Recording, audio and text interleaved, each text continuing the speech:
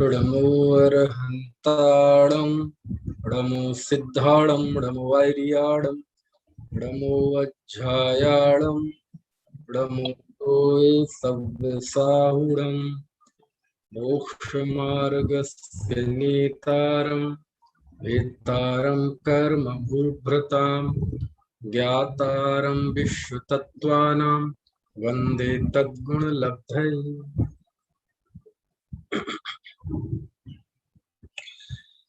तत्वार्थ सूत्र, पांचवा अध्याय। तत्वार्थ सूत्र के इस पांचवें अध्याय में विश्व व्यवस्था की बात चल रही है। कैसे ये विश्व की व्यवस्था चलती है, स्थूल में सूत्र तक कल बात हुई थी। अब आज हमें बात करनी है कि ये सभी द्रव्य मिलकर कैसे इस विश्व को चलाते हैं। ठीक है, यानी सभी द्रव्यों का उपकार क्या है, उसको उपकार शब्द से कहते हैं। चलिए, तो 17वां सूत्र पढ़ते हैं। गतिस्थित्युपग्रहु धर्माधर्म्योरुपकारः। गतिस्थित्युपग्रहु धर्माधर्म्योरुपकारः। कल बताया था मैंने कि ये जो दुनिया का परिणमन है, संसार की जो व्यवस्था है चल रही है, इसे कौन करता है? ईश्वर तो करता नहीं है। दुनिया को उत्पन्न करने वाला, संभालने वाला, नष्ट करने वाला कोई ऐसा ईश्वर दुनिया में नहीं है। तो फिर ये सब कैसे होता है? तो विश्व 6 द्रव्यों के समूह का नाम है। तो उसमें एक एक द्रव्य की क्या भूमिका रहती है वो जरा देखते हैं।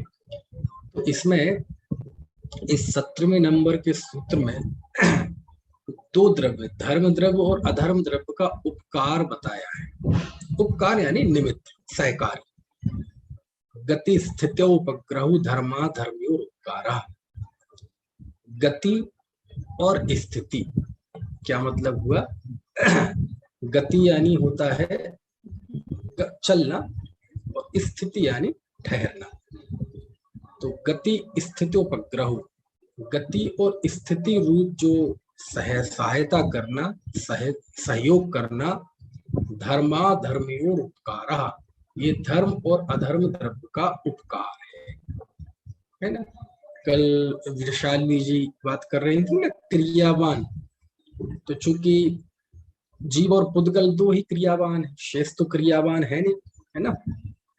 और जीव वैसे भी गमन भी करता है, ठहरता भी है। पुद्गल गमन भी करता है और ठहरता भी है। ठीक है, कल आई ना संकोच, विस्तार, ये सारी चीजें। जीव प्रदीप दीपक के प्रकाश की तरह फैलता है ना।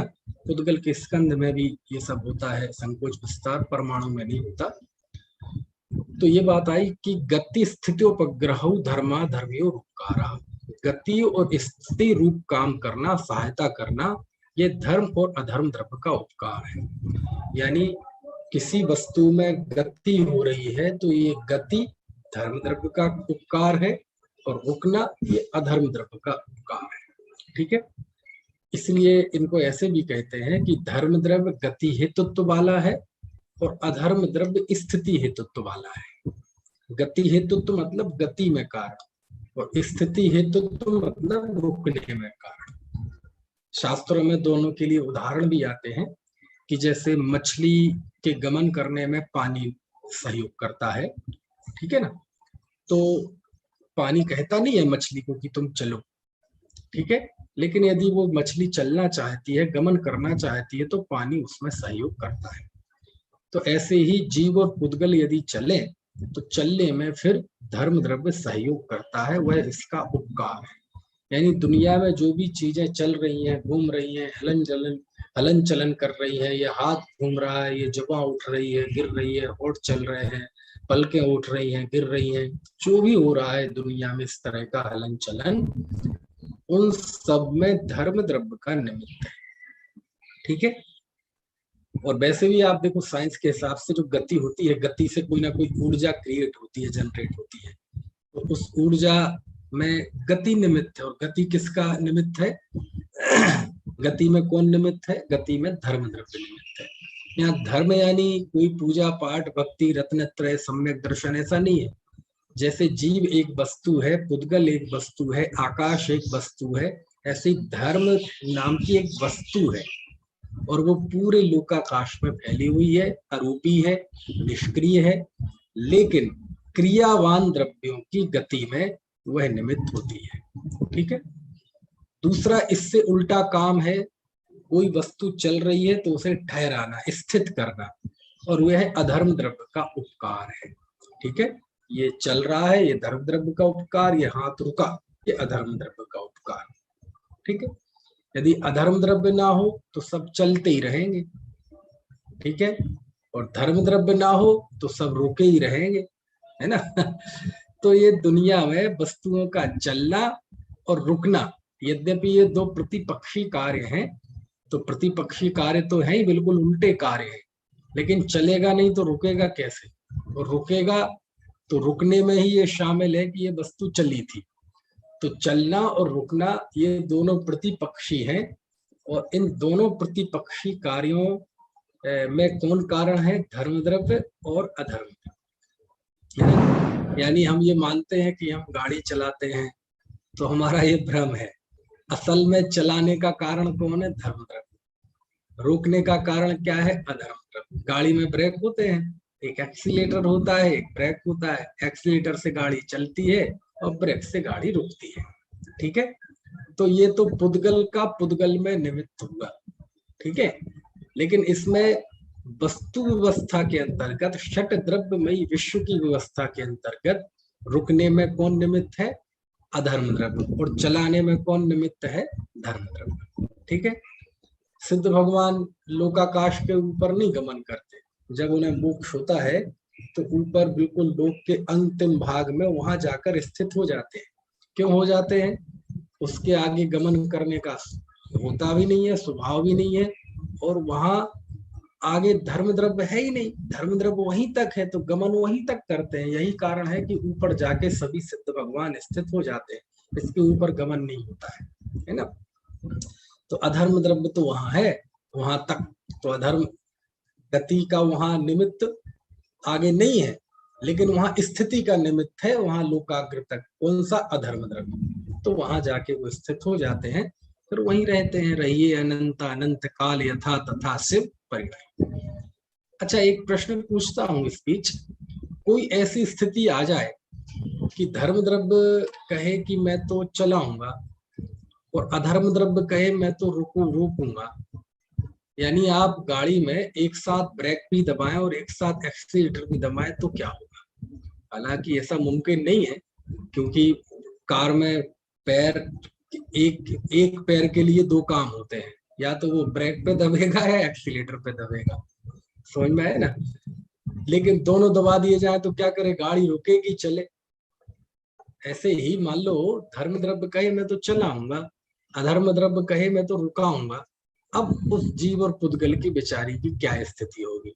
और दोनों द्रव्यों में आपस में झगड़ा हो जाए कि मैं अपना काम करूंगा, मैं अपना काम करूंगा, तो क्या होगा? ऐसी स्थिति में वो चलेगा कि रुकेगा? प्रश्न समझ में आ गया मेरा? कौन जवाब देगा इसका कि यदि धर्म द्रव्य कहे कि मैं चलाऊंगा और अधर्म द्रव्य कहे कि मैं ठहराऊंगा? स्थिति होती ना। अरे घर में नहीं होती कभी? कहीं जाना हो तो घर के कुछ लोग कहते हैं जाना है, कुछ लोग कहते हैं नहीं जाना है। ऐसी जो संघर्ष है, तो टकराव की स्थिति है, विभिन्न विभिन्न बिंदुओं पे हम मनुष्यों में होती रहती है कि नहीं? तो ऐसी स्थिति में क्या होगा? वह जीव व पुद्गल जो भी वस्तु होगी वो चलेगी कि रुकेगी? वस्तु व्यवस्था गड़बड़ नहीं तो चलेगी कि रुकेगी? क्यों जी, कौन जवाब? परिभाषा में आया है ना, स्वयं चलते हुए या स्वयं रुकते हुए। नहीं, यहाँ कहाँ आया परिभाषा में? सूत्र में कहाँ आया है? धर्म द्रव्य बोलते हैं तो भैया जी चलेगी तो एक की ना है, दोनों की तो चलेगी, एक की चलेगी। नहीं, चलेगी कि रुकेगी? शशि जी दोनों आप में से बोलिए, निर्णय करना पड़ेगा ना, किसको? मतलब एक धर्म को या तो चलेगी या रुकेगी। नहीं तो निर्णय कौन करेगा? नहीं, जीव घर में करेगा, भी अगर दो जनों में झगड़े हो वस्तु रहे हैं, व्यवस्था बिगड़ जाएगी। नहीं अभी शशि जी बोलेंगी फिर सबसे पूछूंगा। अच्छा मतलब निर्णय कौन करेगा कि चले कि रुके? वही करेंगे घर वाले ही आपस में। नहीं घर वाले तो चलो, ये तो मैंने दृष्टांत दिया था, है ना। अब मान लीजिए ये पत्ते हैं, ये जो पेड़ के पत्ते हैं, अब ये धर्म द्रव्य कहेगा हम तो हिलाएंगे, अधर्म द्रव्य कहेगा हम हिलने नहीं देंगे, हिल मत जाना अपनी जगह पे। अब क्या होगा, चलेगा कि नहीं, पत्ता हिलेगा कि नहीं? चलो द्रव्य की हाँ, कौन बता स्वतंत्रता, रहा था?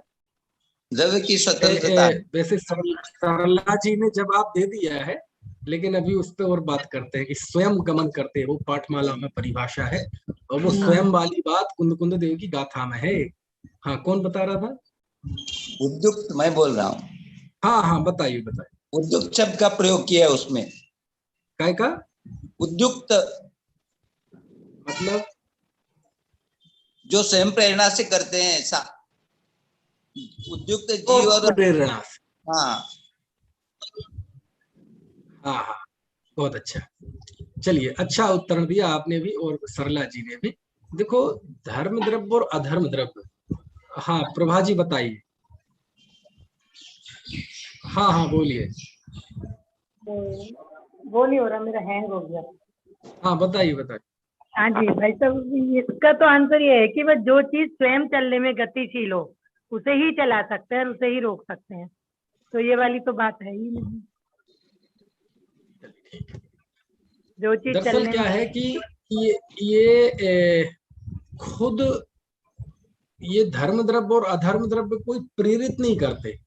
जैसे झंडा है, हवा है, और हवा झंडे को लहरा रहा है, तो ये प्रेरक निमित्त है। लेकिन ये धर्म द्रव्य ऐसे प्रेरक निमित्त नहीं है, जबरदस्ती नहीं करता धर्म द्रव्य, और अधर्म द्रव्य जबरदस्ती रोकता भी नहीं है। तो फिर क्या है, यदि ये स्वयं चले, वृषाली जी कर रहे हैं, जीव पुद्गल डिसाइड करता है, यानी जीव और पुद्गल खुद डिसाइड करते हैं। अब जीव में तो डिसाइड करने में ऐसा लगता है चलो वो सोच विचारता है, पुद्गल तो बेचारे सोच विचार करते नहीं है, लेकिन सही है उनका कहना कि जीव और पुद्गल स्वयं यदि चले, स्वयं चले तो धर्म द्रव्य निमित्त होगा, नहीं चले तो अधर्म द्रव्य निमित्त होगा। हाँ यही बात सड़क कहती है, आप सड़क कहती है कि चलिए, नहीं नहीं नहीं कहती। नहीं पानी कहता है मछली से कि आप चलिए, नहीं कहता है ना? कोई नहीं कहता।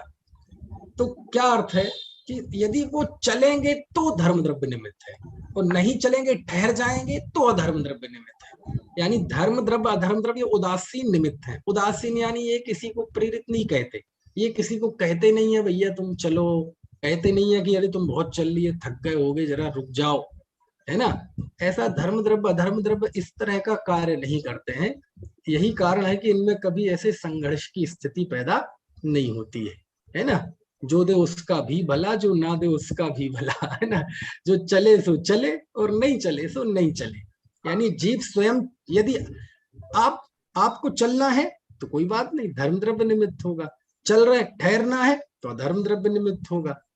तो यदि ये प्रेरित होकर ये कार्य करते होते तो फिर बेचारा पाकिस्तान कश्मीर जैसी अवस्था हो जाती, उस तरफ भारत उस तरफ पाकिस्तान, बीच में पिस रहा है दो पार्टों के बीच में। लेकिन चूंकि ऐसी स्थिति नहीं, क्योंकि ये वास्तव में चलाते नहीं है और ना ठहराते हैं। चलते तो स्वयं जीव पुद्गल हैं और ठहरते भी स्वयं हैं। क्यों? क्योंकि जीव और पुद्गल क्रियाशील हैं, इनमें क्रियावर्ती शक्ति है, ये सक्रिय हैं, ये एक देश से दूसरे देश में गमन कर सकते हैं, एक स्थान से दूसरे स्थान चलते भी हैं और ठहरते भी हैं खुद। तो चले तो धर्म द्रव्य निमित्त, नहीं चले तो अधर्म द्रव्य निमित्त। ऐसा जवाब दिया है। कुंद देव की गाथा है ऐसा मूल में, और पंचास्तिकाय की गाथा, पंचास्तिकाय की गाथा, गाथा नंबर 87, 88, 89 ऐसी गाथा है ना। तो उसमें आचार्य ने जवाब दिया, मतलब कहा जो हमने प्रश्न खड़ा नहीं किया ना, समझ लो इसी बात का जवाब है। उन्होंने ऐसा कोई प्रश्न खड़ा नहीं किया, लेकिन समझ लो इस बात का समाधान वहां है, जिसमें वो कहते हैं कि जो ये धर्म द्रव्य ना तो स्वयं चलता है ना किसी को चलाता है, तो क्या करता है, वह उदासीन निमित्त है, चले कोई तो निमित्त है। वो सग परिणामम ऐसा शब्द है। सरला जी आप कहती ना कि स्वयं गमन करते हुए, ये परिभाषा में कहाँ से लिया, गाथा में है। सग पर, देखो मैं निकाल के बताता हूँ, ये चूंकि गाथा याद नहीं है मुझे, है ना, ये पंचास्ती का है, मैं आपको शेयर करता हूँ, ठीक है।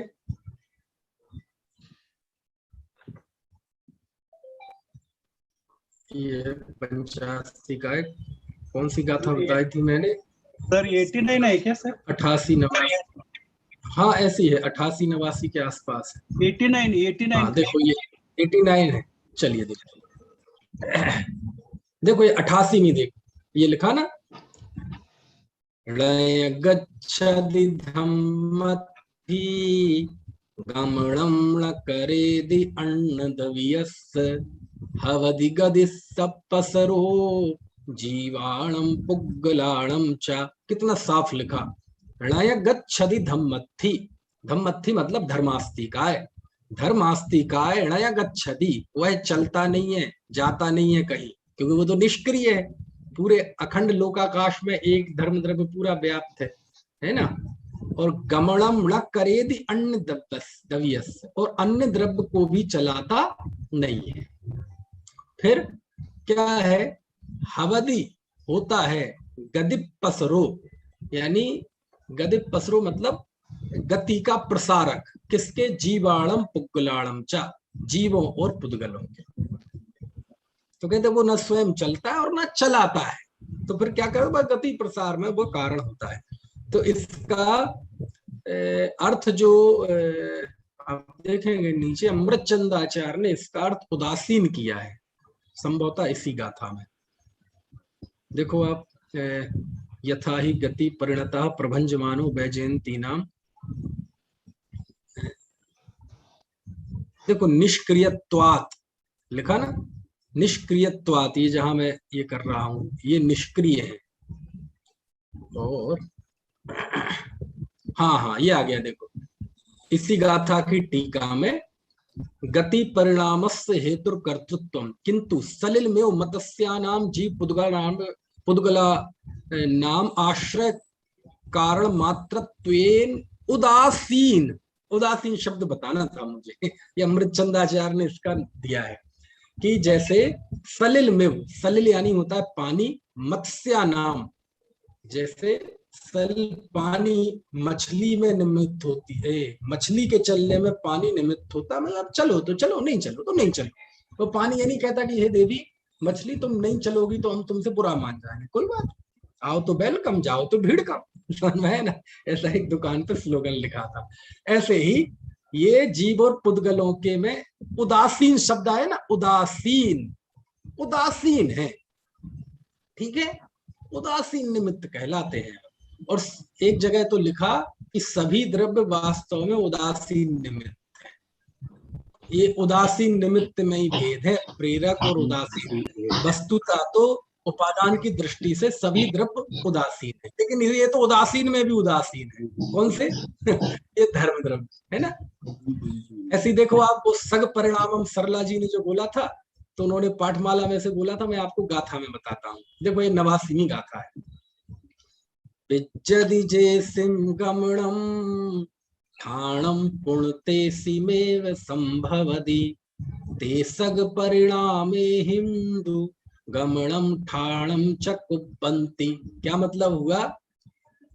विज्जदि जेसिं गमणम, है ना, जिन द्रव्यों के गति होती है, तेसिं मेव पुनोठाणम संबदी, उनमें दोबारा स्थिति भी होती है, यानी जो वस्तुएं चलती भी हैं वो रुकती भी हैं, रुकने के बाद फिर चल सकती हैं।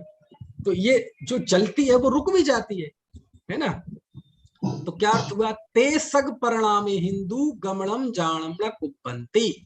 इससे क्या मतलब हुआ कि ते वे सग परिणामी, ये है स्वपरिणाम, यानी अपने परिणामों से गमनम ठाणम च कुर्वन्ति, वे वास्तव में वे वास्तव में ते दु, वे तो अपने परिणामों के द्वारा गमन ठाणम स्थानम कुर्वन्ति करते हैं। तो आ गया ना, देखो ये यहां से लिया गया है वो शब्द, स्वयं गमन करते हुए जीव और पुद्गलों को जो चलने में निमित्त हो धर्म द्रव्य। तो स्वयं कहां से आया? परिभाषाकारों ने अपने मन से जोड़ा? नहीं, मन से नहीं जोड़ा, अरे आचार्य की गाथा में है, देखो लिखा ना, दिख रहा है आपको? सब लोग जवाब दीजिए, दिख रहा है? ये लिखा ते सग परिणामी ही, सग परिणामी मतलब स्वपरिणामयी, ठीक ना, स्वपरिणामयी, अपने परिणामों से गमनम ठाणम कुर्वन्ति च, अपने परिणामों से गमन और ठहरना, ये दोनों उनके अपने परिणामों से होता है। ठीक है, चलिए इसकी टीका में भी जाएंगे, है ना। मुख्य हेतु, अब अच्छी है टीका, वही जो बात हम कर रहे हैं वो इसमें आ जाएगी। ठीक है, तो ये 88वीं 89वीं गाथा अभी बाद में भी आप देख सकते हैं घर पे, मतलब अपना शास्त्र खोल के कक्षा के बाद उसकी टीका भी पढ़ सकते हैं, जैसेनाचार्य की टीका भी पढ़ सकते हैं। तो ये इसका जवाब हो गया। क्या प्रश्न उठाया था मैंने कि यदि दोनों में संघर्ष हो जाए तो क्या स्थिति होगी? तो आचार्य जवाब देते, अरे संघर्ष होता ही नहीं है, क्यों? सब परिणाम ही, वे तो अपने परिणाम के द्वारा गमन और चलते और ठहरते हैं। अब यदि यहाँ इस दृष्टि से कहा जाए कि कोई किसी को नहीं चलाता, ड्राइवर पेट्रोल से गाड़ी नहीं चलती, तो बताओ क्या गलत है? सब अपने अपने परिणामों से गमन करते हैं, ये बात लिख रहे कि नहीं कुंद देव के द्वारा। अरे धर्म द्रव्य को भी कह रहे, वो भी उदासीन है। तो एक जीव दूसरे जीव और एक पुद्गल दूसरे पुद्गल और एक जीव दूसरे पुद्गल के चलने में जो होगा, अरे छठ द्रव्यमयी विश्व में जिसका काम है, मतलब जिसका सुनिश्चित स्थान है, उपकार है गमन करने में, उसको भी उदासीन कह रहे हैं और हम प्रेरक बने बैठे। समझ में आया ना? हमने इनको चलाया, हमने इनको चलाया। आचार्य कुंद देव कह रहे ये ना तो जो चलते हैं वो ठहर भी जाते हैं, वो जो ठहरते हैं वो चल भी जाते हैं। तो कैसे निर्धारण करेगा धर्म द्रव्य? कहते उदासीन निमित्त है। कैसे? बोले चले तो चले, नहीं चले तो नहीं चले। क्यों? वास्तविक कारण तो ये स्वपरिणामयी, अपने परिणामों के द्वारा चलते हैं। अब अपने परिणामों की वेदी पर बैठकर जब हम कहते हैं कि ड्राइवर गाड़ी नहीं चलाता, पेट्रोल से गाड़ी नहीं चलती, तो बताओ क्या गलत है? समझ में आए ना? कुंद देव के वचन है। लेकिन अभी दूसरी जगह जाओ, उन्हें मजाक उड़ाना हो तो वो कहेंगे देखो ये तो ये कहते पेट्रोल से गाड़ी नहीं चलती, अच्छा है इनका पेट्रोल का खर्चा बच जाता है, तो ले ये गाड़ी, इनको बिना पेट्रोल की गाड़ी दे दो, फिर चला के बताओ। अरे ऐसे मजाक उड़ाने से नहीं चलेगा भैया काम। वस्तु स्वरूप बहुत गंभीर है, इसको बहुत गंभीरता से लेना चाहिए। लेकिन चलो, सब तरह के जीव हैं, पंचम काल में ऐसा ही होने वाला है। ठीक है, तो ये 17वां सूत्र हो गया। क्या है सूत्र? गति स्थितोपग्रहौ धर्मा धर्मियो उपकारः, कि गति और स्थिति में सहयोग ये धर्म और अधर्म द्रव्य का उपकार है। ठीक है, चलिए इसके बाद हम देखते हैं अगला सूत्र। अगला सूत्र क्या है? तो अगला सूत्र है आकाशस्यावगाहः। क्या मतलब हुआ? कि सभी द्रव्यों को अवकाश देना, सभी द्रव्यों को अवगाहन देना, सभी द्रव्यों को रहने का स्थान देना। ये किस द्रव्य का कार्य है? ये आकाश द्रव्य का कार्य है। अवगाह मतलब अवगाह देना, स्थान देना। और आकाशस्य, आकाश का, आकाश का। अब उपकार शब्द आप ऊपर से लगा लें, है ना। उपकार शब्द और अवज्ञा ये सब अब अपने मन से लगा दीजिए ना, क्योंकि सूत्र तो बताया ना, सूत्र में तो संक्षेप में बात होती है। जैसे मैंने कहा कि मैं आज 2 बजे वहां उस कार्यक्रम में जाऊंगा, फिर अगली बात आएगी हाँ वो भी ये भी सब, है ना। तो वो भी ये भी, तो वो पूरा लगाने की जरूरत नहीं है कि उस प्रोग्राम में मेरे साथ वो भी जाएंगे ना, वो भी, ये भी ऐसे तो ऐसे ही गति स्थिति में सहायता, ये धर्म और अधर्म द्रव्य का उपकार है। तो अगला सूत्र क्या आया, आकाश का अवगाह अथवा अवगाहन आकाश का, बस इतना सूत्र है।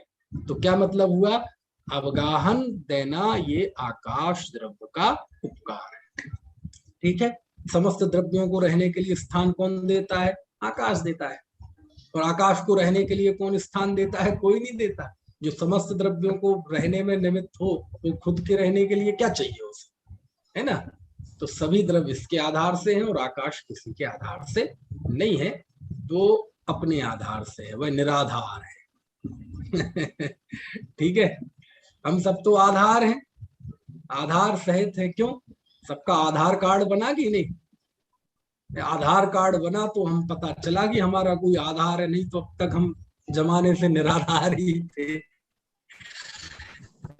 वस्तु का स्वरूप निराधार है ना, और स्वभावता सबका अपना अपना आधार है, और अवगाहन की दृष्टि से सबका आधार आकाश है ना।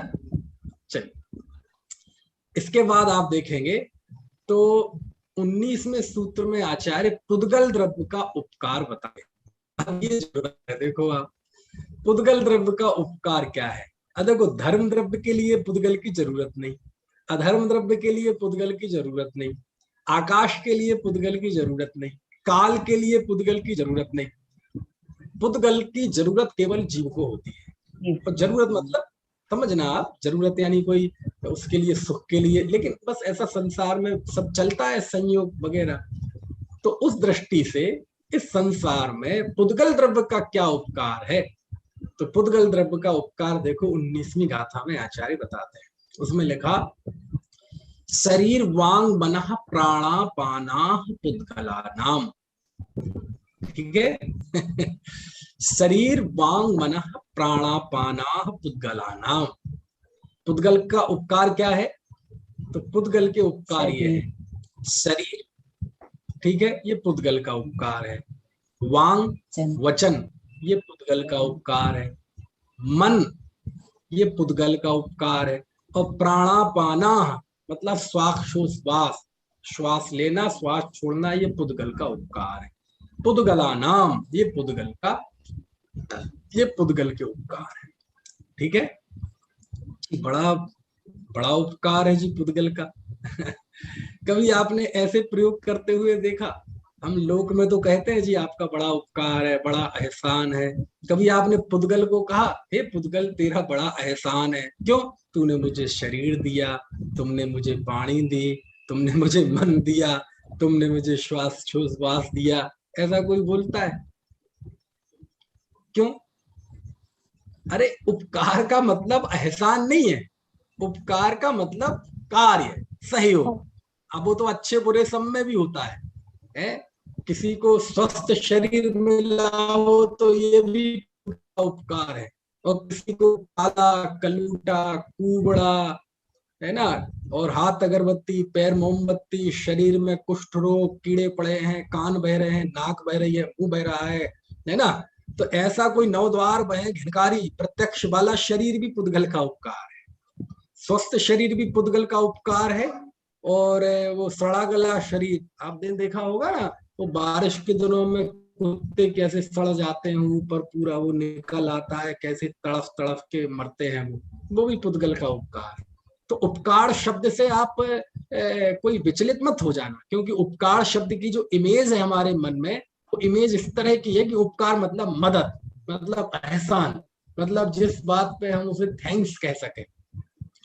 अरे ये पुद्गल के उपकार की वजह से आज तक संसारी है उस दृष्टि से। क्यों, इस शरीर मन वाणी इन्हीं का नाम स्वाक्षोश्वास, जब तक ये है जब तक सिर्फ संसारी है, यानी हमारे संसारी होने में उपकार है इसका किसमें निमित्त है, संसारी होने में निमित्त है। इसलिए उपकार शब्द की जो एक हमारे मन में, अभी तो और भी आएगा, परस्परोपग्रहो जीवा नाम, जीवों के परस्पर सुख दुख उपग्रह होता है, उपकार होता है, तो वहां सुख और दुख दोनों का उपकार होता है। तो इसलिए उपकार शब्द का जो एक भाव हमारे मन में आ गया है, तो उसने उपकार यानी कारण, उपकार यानी निमित्त कारण, उपकार यानी सहकारी कारण। ठीक है, उपकार मतलब एहसान नहीं। ठीक है, हाँ अब हो चुका है, होता है उपकार शब्द का प्रयोग उस अर्थ में, तो वो अलग बात है। लेकिन यहाँ उपकार का अर्थ कोई एहसान नहीं है, उपकार का अर्थ निमित्त कारण, सहकारी कारण। वो तो अच्छे के लिए भी होता है और बुरे के लिए भी होता है। अब देखो, अब कोई कहे कि साहब जब देखो जहां देखो आप तो आत्मा घुसेड़ते रहते, क्यों ना घुसेड़े भैया। अब ये सूत्र साफ साफ कह रहा है ना, ये शरीर पुद्गल है, ये मन पुद्गल है, ये वाणी पुद्गल है, ये स्वाक्षोस्वास पुद्गल है। साफ साफ कह रहा है ना ये सूत्र कि ये पुद्गल का उपकार है, मतलब पुद्गल का है ना, पुद्गल इसमें हेतु है, पुद्गल निमित्त है। अब इसको कोई जीव मान ले, माने जो चीज पुद्गल की रचना है, जिसमें पुद्गल का उपकार है, उसको कोई जीव का उपकार मान ले तो क्या होगा। इसी का नाम अज्ञान है। कुंद कुंद देव ने समय सार में कर्ता कर्माधिकार में यही तो बताया है, यही बताया है कि जीव अपने भावों का करता है, पुद्गल अपने भावों का करता है। अब इसमें साफ साफ लिख रहे हैं ना कि ये मन वचन काय ये सारी रचना किसका उपकार है, ये पुद्गल का उपकार है। समझ में आ रही बात। तो भैया वेद विज्ञान तो सब जगह है, कहीं सूत्र पढ़ लो आप, कोई भी अधिकार, यदि आपकी नीयत साफ है और जीवन निर्माण और अपने दृष्टि की है ना सुघड़ता के लिए, उसकी शुद्धता के लिए यदि आप पढ़ेंगे तो शास्त्र के हर एक वचन में वो चीज निकल आएगी कि नहीं आएगी। अब देखो साफ साफ लिखा ना है, फिर से पढ़ो सूत्र, शरीर वांग मनः प्राणा पाना पुद्गला नाम। शरीर मन वचन स्वाक्षोस्वास ये पुद्गल का उपकार है। तो इन्हें तो जीव का लक्षण कहा है, जीव के प्राण कहते हैं, कहते कि नहीं। व्यवहार से 10 प्राण होते हैं जीव के, इंद्रिय बल माऊ आण पाणो या द्रव्य संग्रह में। तो ये शरीर मन वचन इन सब तो जीव के प्राण कहे हैं। कहते भैया वो तो व्यवहार है। क्या है वो? व्यवहार है। संसारी जीव के संसार की स्थिति को बतलाने के लिए कि संसारी जीव संसार में है ना संयोगी अवस्था में रहते हुए कैसे वो जीवन जीता है, वो तो संयोग का कथन है। और यहाँ वस्तुवस्था का कथन चल रहा है और बिल्कुल बता रहे हैं कि जिससे तुम कह रहे हैं ना व्यवहार प्राण, वो व्यवहार प्राण किसका उपकार है? बोले पुद्गल का उपकार है। तो भेद विज्ञान तो यहां से भी हो सकता है कि वो मेरा उपकार नहीं है, वो जीव का उपकार नहीं है। और चूंकि शरीर मन वचन ये स्वयं पुद्गल की रचना है, ये सब पौद्गलिक रचना है, तो इस पौद्गलिक रचना का भी को उपकार कौन है? ये पुद्गल का उपकार है। अच्छा, उपकार किस पे है? तो जीव पे है। क्यों? क्योंकि व्यवहार से शरीर मन इंद्रियां ये जीव। देखो इसको ऐसे समझो आप, धर्म द्रव्य है, धर्म द्रव्य को कोई गरज नहीं, तुम चलो नहीं चलो कोई गरज नहीं। अधर्म द्रव्य को कोई गरज नहीं, तुम चलो रुको मरो बचो जियो कोई गरज नहीं। आकाश द्रव्य को कोई गरज नहीं, काल द्रव्य को तुम अच्छा परिणमन करो बुरा परिणमन करो कोई गरज नहीं, और पुद्गल को भी नहीं। सारी उठा पटक के केंद्र में कौन है? जीव है।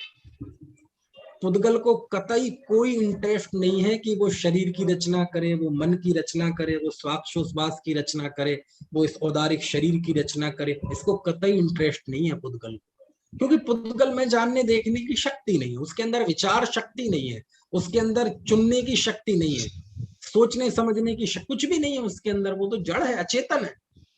सारी दुनिया के उठा पटक सारे गोरख धंधे, चाहे अच्छे कार्य हो बुरे का, सबके केंद्र में जीव है। इसलिए सारी चर्चा जीव पे केंद्रित आएगी। अब ये शरीर कहा है इसे, ये है पुद्गल की रचना, लेकिन शरीर कह रहे हैं। ये शरीर क्यों कह रहे हैं इसे?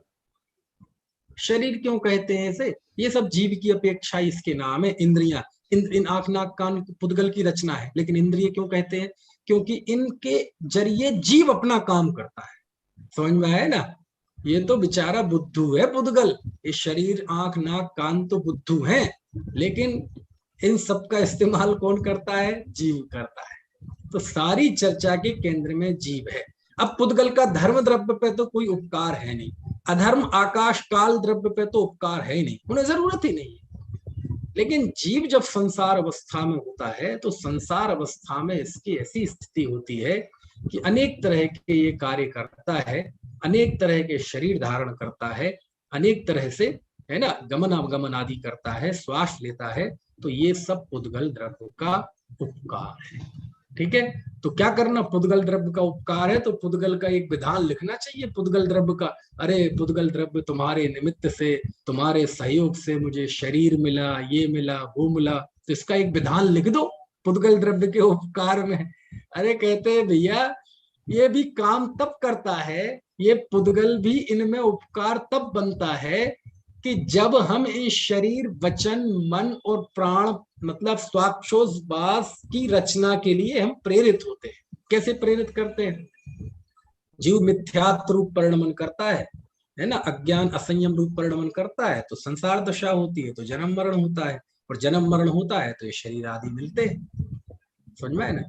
तो इसके मूल में भी जाएंगे तो जीव की अपनी गलती है ना। लेकिन जब ऐसा कुदरती स्वभाव है कि जीव का मोह राग द्वेष रूप परिणमन करना और यहाँ कर्मों का बदना, ऐसा ही एक सहज स्वाभाविक निमित्त नैमित्तिक संबंध है, तो उस दृष्टि से ये रचना बन जाती है। ठीक है, तो ये बात आ गई कि शरीर, कोई भी शरीर हो छोटा बड़ा, वचन, देखो वचन भी पुद्गल है? वचन भी क्या है? पुद्गल है। ये जो मैं बोल रहा हूं ये पुद्गल है, आप सुन रहे हैं ये पुद्गल है, स्वयं पुद्गल है और उपकार भी पुद्गल का ही है। समझ में आ रही है बात है? कैसे जाना कि ये पुद्गल है? रूपी, ये शब्द रूपी है। दूसरे धर्मों में तो इसे आकाश का गुण माना गया है, शब्दों को आकाश का गुण माना गया है, लेकिन ये आकाश का नहीं है, ये हकीकत में पुद्गल है, रूपी। ये जो शब्द निकल रहे हैं आप सुन रहे हैं ये रूपी है। कैसे कहते हो रूपी है? रूपी इसलिए है क्योंकि अभी ये स्पीकर बंद कर दूं, मैं इसका फंक्शन बंद कर दूं, म्यूट कर दूं, तो मैं बोलूंगा लेकिन आप तक पहुंचेंगे नहीं। क्यों? ये शब्द किरणों के जरिए एक व्यवस्थित वैज्ञानिक प्रक्रिया है, उसके जरिए स्पीकर से जाके आपके स्पीकर तक पहुंच रहे हैं, रूपी है ना। बोल रहे हो दरवाजे बंद कर दो तो रुक जाते हैं, बाहर आवाज नहीं जाती है। क्यों? क्योंकि ये शब्द रूपी हैं, रुकते हैं, टकराते हैं। तेज आवाज हो तो कान का पर्दा फट जाता है। क्यों? क्योंकि आवाज शब्द रूपी है।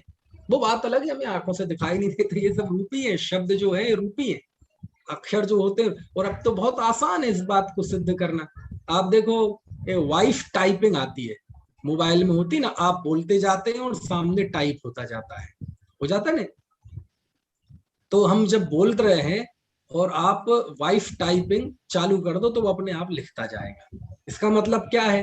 ये शब्द उस साउंड में जाते हैं, एक ऊर्जा पैदा करते हैं और उन सुनिश्चित ऊर्जा से वो एक पूरी प्रक्रिया होती है और वो सामने लिखे आ जाते हैं।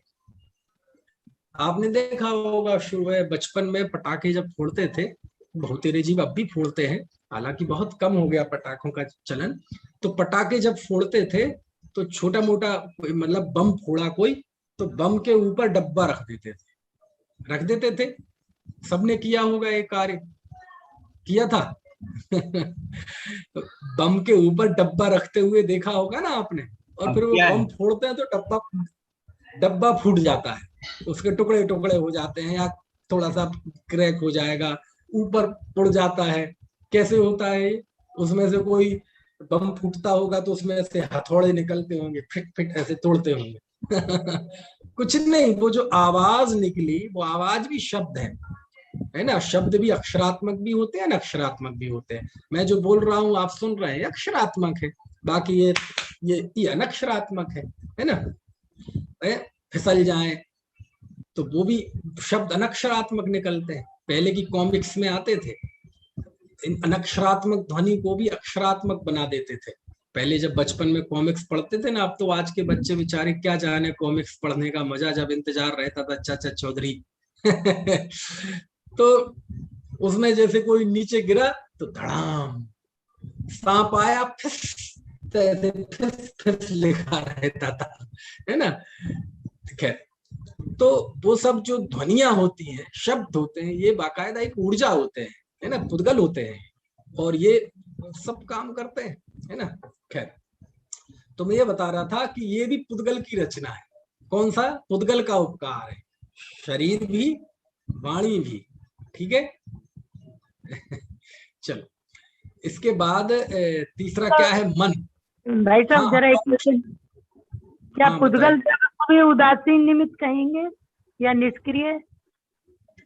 पुद्गल नहीं, देखो, हाँ। जब भेद करते हैं निमित्त के, कि हाँ। निमित्त दो प्रकार का, प्रेरक निमित्त और उदासीन निमित्त, तब तो बहुत सारी चीजें, जैसे मैंने बताया ना, हवा चल रही है और वो उड़ रहा है तो वो प्रेरक निमित्त है। गाड़ी लगी और सामने वाला स्कूटर पर खड़ा हुआ व्यक्ति, बैठा हुआ व्यक्ति वो दूर जाके खड़ा, तो इस स्थिति में ये सब प्रेरक निमित्त है, ठीक है ना। ठीक है। लेकिन परमार्थता, निश्चय से जब विचार करते हैं तो शास्त्र में लिखा कि सारे द्रव्य उदासीन निमित्त है। उदासीन निमित्त है क्या मतलब है? कि जीव किसी भी द्रव्य में, उपादान में जब वो कार्य होता है गमन करने का, या कोई भी, केवल वहां धर्म द्रव्य की बात नहीं रह गई, जीव के सुख दुख में निमित्त हो अथवा पुद्गल के हलन चलन में निमित्त हो, कैसे भी, निश्चय से तो सभी उदासीन। क्यों? क्योंकि वो निमित्त जबरदस्ती करके कोई कार्य नहीं करता, उस कार्य में उस समय वैसी उसकी उपादान की होनहार योग्यता होती है, तो फिर निमित्त बन जाता है। जैसे संजय विजय, अमितंजय और अमित गणी नाम के मुनिराज ने शेर को समझाया, तो मोटे तौर पे देखेंगे तो वो प्रेरक निमित्त है वहां, है ना। जब हम निमित्त के दो भेद करेंगे, प्रेरक निमित्त और उदासीन निमित्त, तो वो तो वहां प्रेरक निमित्त है। लेकिन जब इस दृष्टि से देखेंगे कि निमित्त कोई भी, वो सब उदासीन ही होते हैं, तो वहां प्रेरक भी उदासीन है। क्यों? उन्होंने जबरदस्ती उन्हें सम्यक दर्शन रूप परिणमन नहीं कराया। यदि ऐसा होता तो वही मारीची के अवस्था में था, वही शेर का जीव, तो वहां तीर्थंकर सामने थे, तब भी नहीं हुआ। यहाँ जंगल था, वहां सपोषण था, नहीं हुआ। यहाँ होना था तो हुआ। तो उपादान की तरफ से देखेंगे, यानी निश्चय से देखेंगे, स्वभावतः देखेंगे, तो कोई भी प्रेरक निमित्त नहीं होता, सब उदासीन ही है। क्यों? क्योंकि कार्य तो वो वस्तु निश्चित करेगी कि मुझ में क्या होना है, बाकी बाहर का निमित्त बनना होगा। पर जैसे चलेंगे तो धर्म द्रव्य, ठहरेंगे तो अधर्म द्रव्य। ऐसे ही ये धर्म द्रव्य की बात हो गई। ऐसे सुखी दुखी में, कोई हमें किसी के गाली देने से, हम किसी ने हमें गाली दी, तो गाली देने से हम दुखी होते हैं क्या? नहीं। आप दुखी होंगे तो गाली निमित्त है, और नहीं होंगे तो ऐसे 1000 लोग गाली देते रहे, दुखी नहीं होंगे, तो वो उदासीन है। क्यों? क्योंकि आप दुखी हुए, दुख का उपादान कारण, भीतरी कारण आप हैं। वही गाली आपको मुनि अवस्था में देते तो आपको दुख नहीं होता, लेकिन आज दे रहे हैं, इस अवस्था में तो दुख हो रहा है। इसका मतलब क्या है? इसका मतलब ये है, गाली दुख का कारण कब है? आप दुखी हो गए तो कारण है। और यदि नहीं होते, गाली सुनी मन खेद ना आनो, गुण को अवगुण कहे अयानो, तो वो गाली कोई काम की नहीं थी, है ना। इस तरह।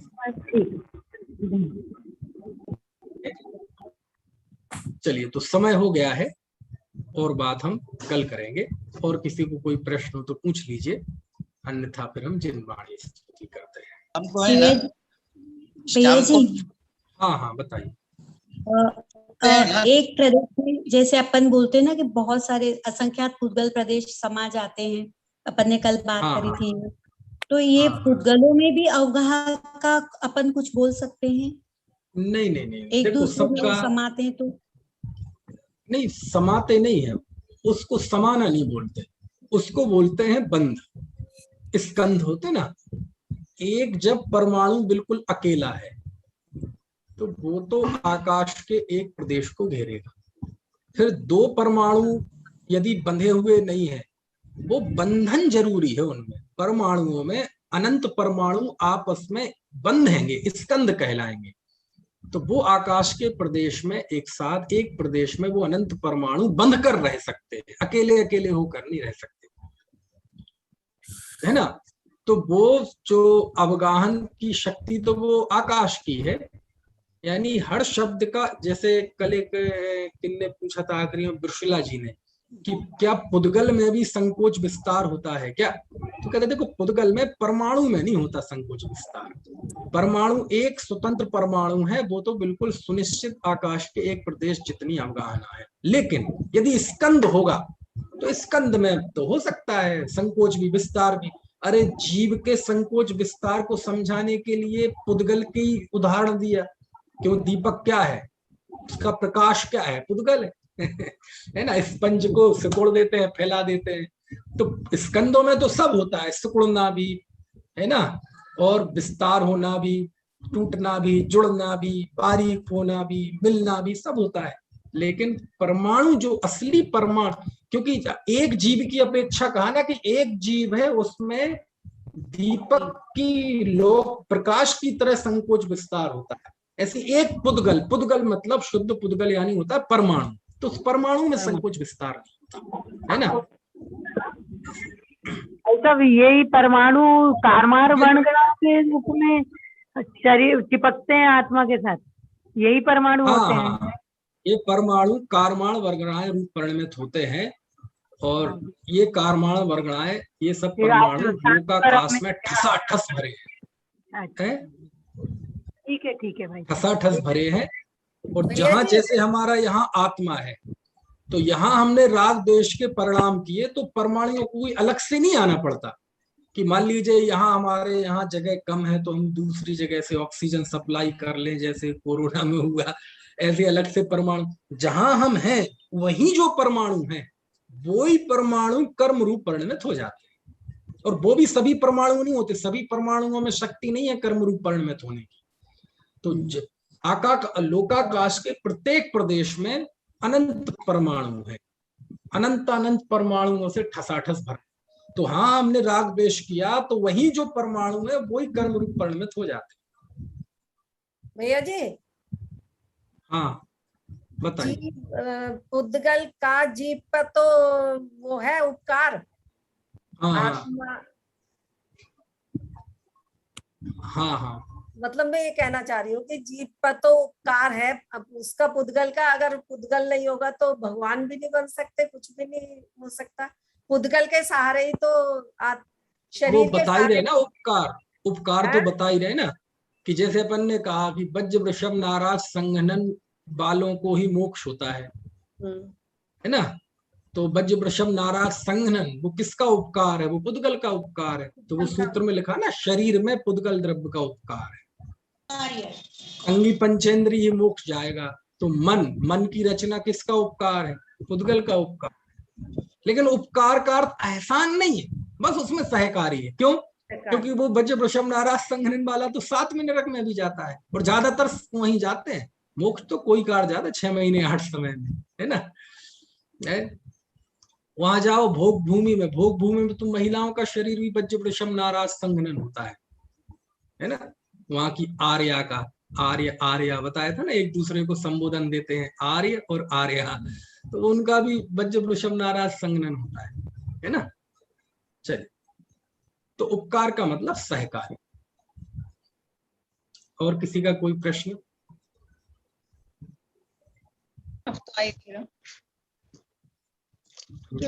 अच्छा, सरला जी का प्रश्न तो हो गया था क्या?